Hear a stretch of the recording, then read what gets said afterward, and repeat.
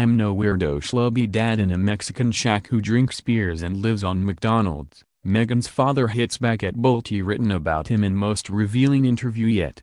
Thousands of stories have been written about me, most of them Bolte. I've given 2 interviews, this is my third. Things have been made up, spun around, and others are outright lies. The fiction: I'm a drunk because I've been photographed buying beer. The facts: I buy beer for the guards at the gatehouse at the compound where I live. Sharon Osbourne accused me of being an alcoholic the other day. How dare she? I drink the occasional glass of red wine with dinner because it's good for my heart. How can Sharon Osbourne criticize me? My family might be dysfunctional, but it's nothing compared to hers. The fiction: I faked my heart attack. When reporters called the Chula Vista Medical Center where I was treated, they denied I'd ever been in there. The facts: you have a right to privacy when you go into hospital. I didn't want my name out there, but they, reporters, still found me. I had to escape through a building site at the back of the hospital, and then I went to a safe house, a tiny rented flat, which is where I watched the wedding. I have the medical bills to prove I had a heart attack. The insurance bills were $140,000 and I have to pay $20,000 of it as excess. The fiction: Meghan lived with her mother after we divorced when she was 6 and I only had limited contact with her because I was working all the time.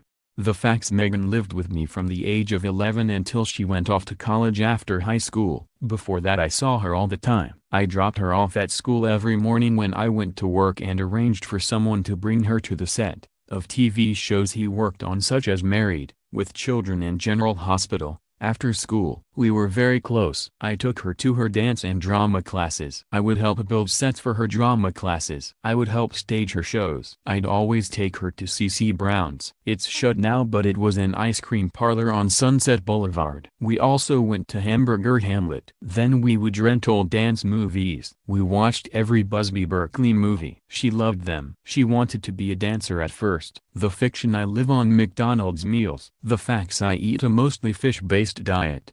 I go to McDonald's because when you're my age, after a 2-hour drive, it is a good place to pee. I get takeout fish from McDonald's. I've lost 40 pounds since my heart attack. I eat fish and vegetables and stay on a 2,000 calorie a day diet. I'm not the weirdo schlubby dad living in a shack in Mexico drinking beer and eating McDonald's. The fiction: I'm a loser who mooches off my daughter and the royal family. The facts: I have been nominated for 8 Emmys, the television equivalent of the Oscars, and won 3. I've traveled all over the world. I did declare bankruptcy before I went down to Mexico, but that was because I was in credit card debt and I wanted to wipe the slate clean. They were trying to charge me 28% on the credit card debt and I refused to pay the kind of crazy interest. I've never taken a penny from Meghan and I've never cashed in on the royal family. I've been offered hundreds of thousands of dollars to do talk shows and I've turned everything down. The fiction: I'm a self-pitying narcissist who's been talking constantly to the press. The facts: this is only the 3rd interview I've given. All the other stories are crafted from the 3 original stories and most of them are lies. I'm not crying or feeling sorry for myself. The fiction: I have several illegitimate children. The facts: they are simply close friends. One child is the daughter of my ex-housekeeper and her nice husband, who are good friends to me. Every time I try to help someone, it gets turned into something tawdry. The fiction: I was not involved in Meghan's life. The facts: Meghan herself has talked about how I was there. I don't have to say it. She says I was there.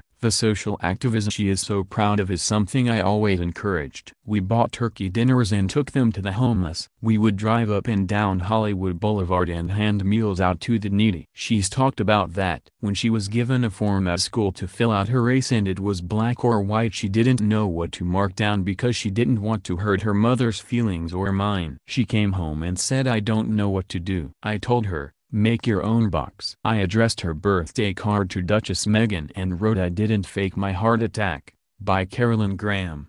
Despite all the harsh words that have passed between them, Thomas Markle clearly still dotes on Meghan, so much so that the 74-year-old sent his daughter 2 birthday cards to celebrate her 37th on August 4th, when she and Harry attended the wedding of his friend Charlie Van Straubenzee and Daisy Jenks. Mr. Markle says that he was concerned his daughter may have read false reports that he faked his heart attack. Subsequent surgery prevented him from attending the royal wedding in May. I don't know if she believes it or why she would believe it, but it's Bolte, like so much that has been written about me, Mr. Markle said. I wanted to reach out to her on her birthday. One card was covered in flowers, he revealed. I wrote, I didn't fake the heart attack. I really wanted to be with you. Love, Daddy. The other was a jokey card with singing animals which read, Happy birthday, love Daddy. Mr. Markle sent them via Federal Express to an address he had been given by a palace official before the rift with his daughter began. I addressed them to Duchess Meghan, he added. I've heard nothing.